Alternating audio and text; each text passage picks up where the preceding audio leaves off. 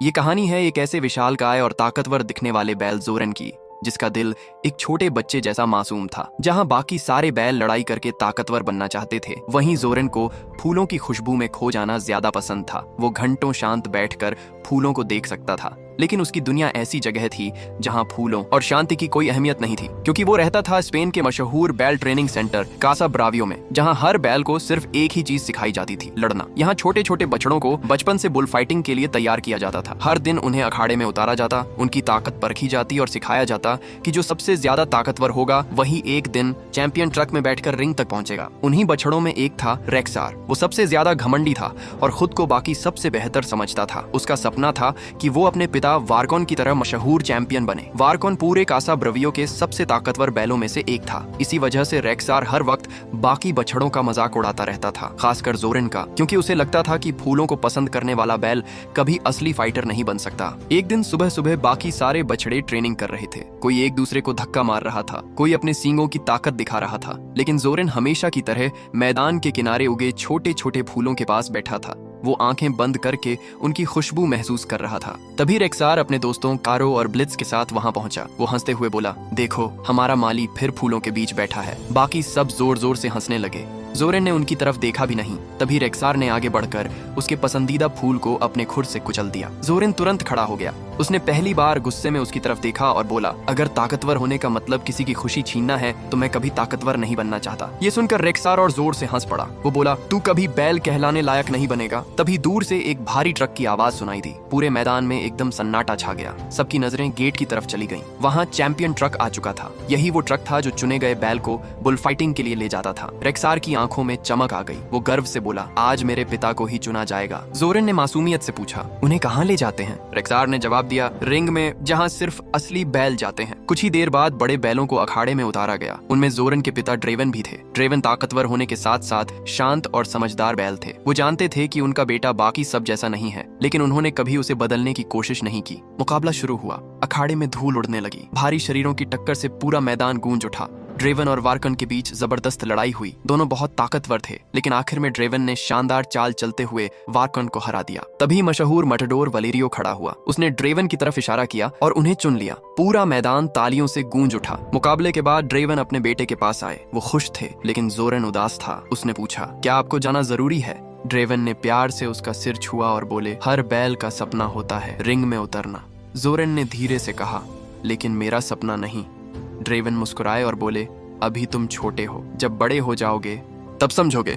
जाते जाते उन्होंने उससे वादा किया कि वो लौटकर उसे अपने सारे सीक्रेट्स सिखाएंगे। चैंपियन ट्रक चला गया और जोरन देर तक उसे जाता हुआ देखता रहा। दिन गुजरते गए। हर सुबह जोरन गेट के पास जाकर अपने पिता का इंतजार करता। जैसे ही दूर से किसी ट्रक की आवाज आती, उसकी आंखों में चमक आ जाती, लेकिन हर बार उसे निराशा ही मिलती। फिर एक दिन चैंपियन ट्रक वापस आया। जोरन खुशी से दौड़ता हुआ वहां पहुंचा, लेकिन उसमें उसके पिता नहीं थे। तभी वर्कॉन उसके पास आया और ठंडी आवाज में बोला, कमजोर बैल कभी वापस नहीं आते। ये सुनते ही जोरन का दिल टूट गया। उसे पहली बार एहसास हुआ कि उसके पिता अब कभी नहीं लौटेंगे। उस रात वो सो नहीं पाया। हर तरफ उसे अपने पिता की बातें याद आ रही थीं। आखिरकार उसने फैसला किया कि वो कासा ब्रावियो छोड़ देगा। आधी रात को वो चुपके से वहां से भाग निकला। वर्कर्स ने उसे देख लिया और उसके पीछे दौड़े, लेकिन जोरन पूरी ताकत से भागता रहा। भागते भागते वो एक चलती ट्रेन पर चढ़ गया। कई घंटों बाद ट्रेन जंगल के पास रुकी। जैसे ही वो नीचे उतरा, तेज बारिश शुरू हो गई। बिजली चमक रही थी। अचानक उसे कुत्ते के भौंकने की आवाज सुनाई दी। वो घबरा गया और पीछे हटते हुए फिसलकर एक गहरे गड्ढे में गिर पड़ा। सिर पर चोट लगते ही वो बेहोश हो गया। अगली सुबह जब उसकी आंख खुली तो उसने खुद को एक गर्म कमरे में पाया। उसके सामने एक छोटी लड़की खड़ी थी, लायरा। उसकी आंखों में डर नहीं, अपनापन था। उसने मुस्कुराकर जोरन को एक गुलाबी फूल दिया और कहा, अब तुम सेफ हो। लीरा के पिता एरन उसे अपने खेत में लेकर आए थे। बाहर चारों तरफ रंग बिरंगे फूलों के खेत फैले हुए थे। हवा में मीठी खुशबू थी। जोरन के लिए ये जगह किसी सपने जैसी थी। उसे पहली बार लगा कि वो ऐसी दुनिया में पहुंच गया है जहां उसे कोई बदलना नहीं चाहता। धीरे धीरे लायरा और जोरन बेस्ट फ्रेंड्स बन गए। दोनों हर वक्त साथ रहते, खेतों में दौड़ते, साथ खेलते, साथ आराम करते। अगर लायरा उदास होती तो जोरन उसके पास बैठ जाता।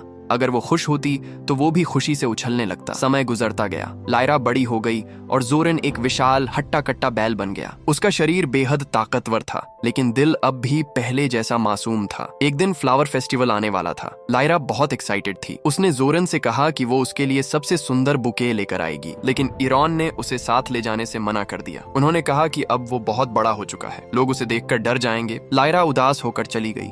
जोरेन पेड़ के नीचे बैठा रहा, लेकिन फिर उसने सोचा कि शायद लायरा को उसकी जरूरत पड़े, इसीलिए वो चुपके से उसके पीछे फेस्टिवल पहुंच गया। फेस्टिवल बहुत खूबसूरत था, हर तरफ फूल, म्यूजिक और खुशियों का माहौल था। लेकिन तभी जोरेन का सिर सजावट में उलझ गया। वो कुछ देख नहीं पा रहा था। इतने में एक मधुमक्खी ने उसे डंक मार दिया। दर्द से वो बुरी तरह घबरा गया और इधर उधर भागने लगा। दुकानों का सामान टूटने लगा, लोग चीखते हुए भागने लगे। पूरा फेस्टिवल तहस नहस हो गया। कुछ ही देर में एनिमल कंट्रोल टीम वहां पहुंच गई। उन्होंने मुश्किल से जोरेन को पकड़ लिया और लोहे के ट्रक में बंद कर दिया।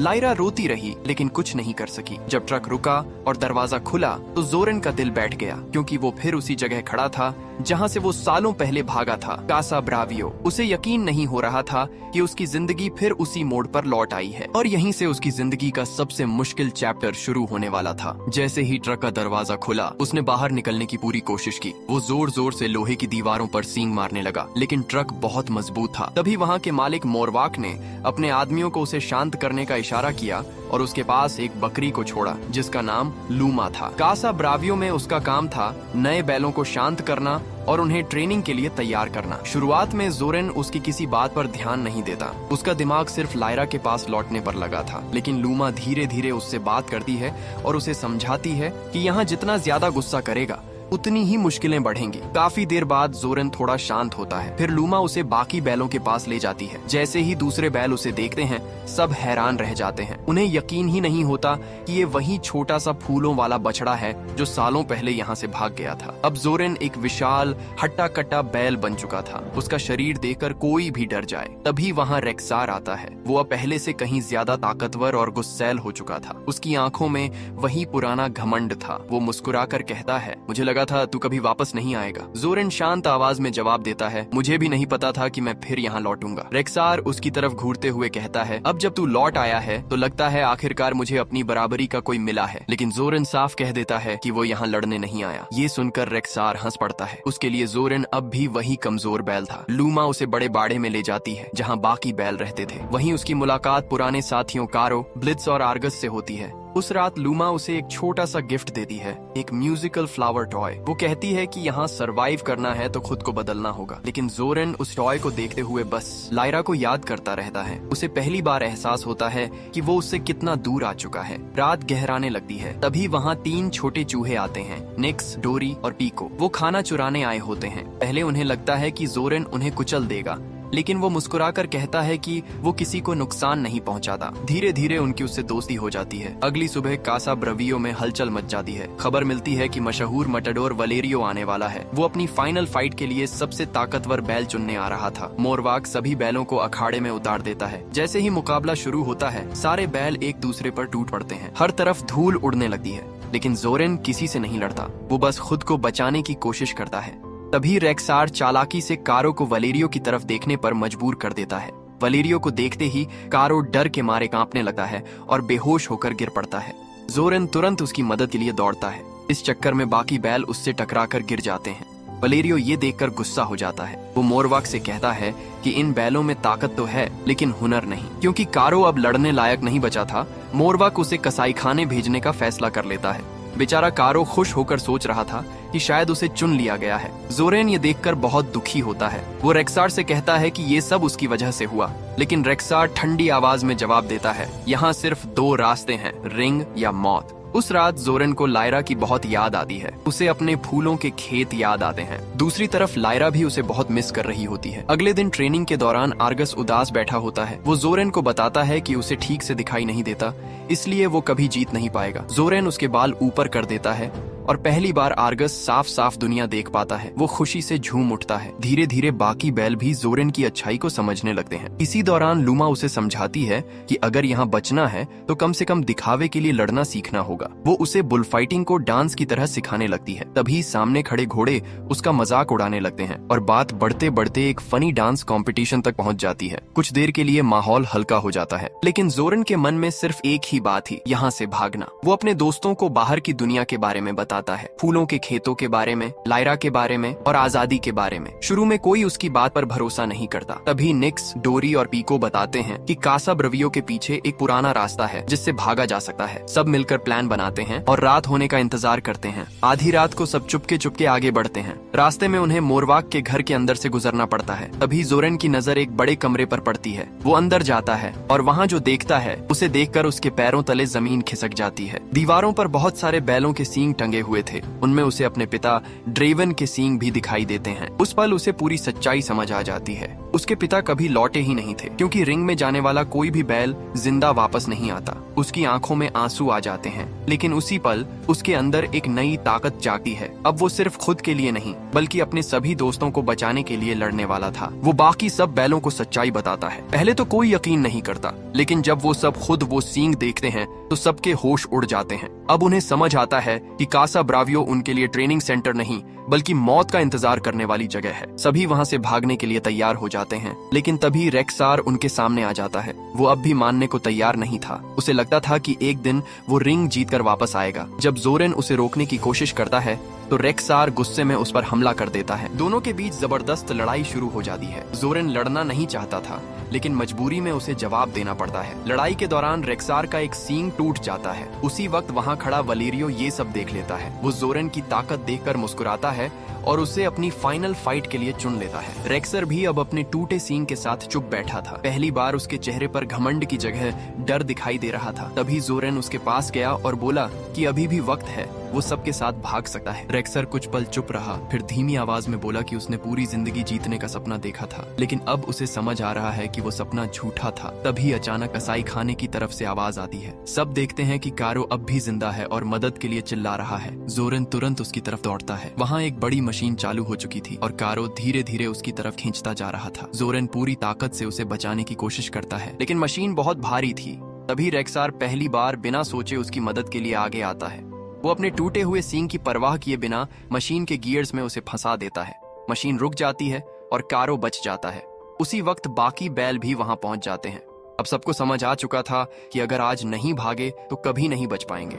निक्स, डोरी और पीको जल्दी से पास खड़े एक बड़े ट्रक को चालू कर देते हैं। सब बैल उसमें चढ़ जाते हैं। मोरवाक के आदमी उनका पीछा करने लगते हैं। कासा ब्रावियो के बाहर सड़कों पर जबरदस्त केओस मच जाता है। ट्रक कभी दाएं मुड़ता, कभी बाएं, कभी दीवार तोड़ता तो कभी दुकानों के बीच से निकल जाता। निक्स की खतरनाक ड्राइविंग देखकर सबकी सांसें अटक जाती हैं। पीछे मोरवाक के आदमी गाड़ियों में उनका पीछा कर रहे होते हैं। कई बार लगता है कि वो पकड़ लिए जाएंगे, लेकिन हर बार किसी न किसी तरह बच निकलते हैं। आखिरकार वो रेलवे स्टेशन पहुंच जाते हैं। जोरेन अपने सभी दोस्तों को ट्रेन में चढ़ा देता है ताकि वो सुरक्षित निकल सकें, लेकिन जैसे ही वो खुद चढ़ने लगता है मोरवाक के आदमी उसे पकड़ लेते हैं। बाकी बैल ट्रेन में दूर चले जाते हैं और जोरेन अकेला रह जाता है। दूसरी तरफ लायरा अपने घर पर टीवी पर न्यूज देख रही होती है। वहाँ दिखाया जाता है कि एक खतरनाक बैल को पकड़ लिया गया है और आज उसकी फाइनल फाइट मशहूर मटाडोर वलेरियो के साथ होने वाली है। लायरा तुरंत समझ जाती है कि वो जोरेन है। वो अपने पिता ईरॉन के साथ तुरंत शहर के लिए निकल पड़ती है। उधर जोरेन को विशाल अरीना में लाया जाता है। हजारों लोग वहाँ बैठे होते हैं। चारों तरफ शोर, रोशनी और एक्साइटमेंट का माहौल था। जैसे ही गेट खुलता है जोरेन मैदान में उतरता है। सामने वलेरियो अपनी तलवार और लाल कपड़े के साथ खड़ा था। पूरा क्राउड चिल्ला रहा था, लेकिन जोरेन चुपचाप वहीं खड़ा रहा।